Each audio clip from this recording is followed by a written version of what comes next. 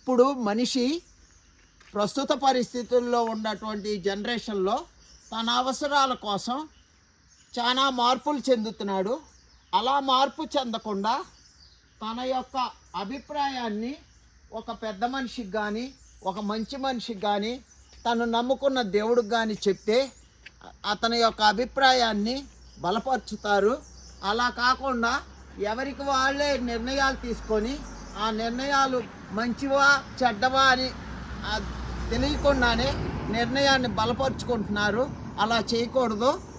ఇది మంచి అని 10 మంది అన్న తర్వాత ఆ మంచి నిర్ణయాన్ని భగవంతుడి ద్వారా మార్పు చెందేటట్టు ఆ భగవంతుడి ధ్యానంలో కానీ ఆయన్ని తెలుసుకున్నప్పుడు నాయనా ఇలా చెయ్యి, ఇలా మనుషులందరినీ మంచిగా మార్చి ఒకే దోవలో నడిపించు, ఆ ఒకే దోవలో నడిపించే మార్గాన్ని నువ్వు ఒక్కడవే చేయగలవు అనేటటువంటిది ఆ పరమ శివశంకరుడు ఆ సాంబశివుడికి నేను కోరుకొని చాలా నమ్మకంగా చెప్తున్నాను, కోరుకున్నాను.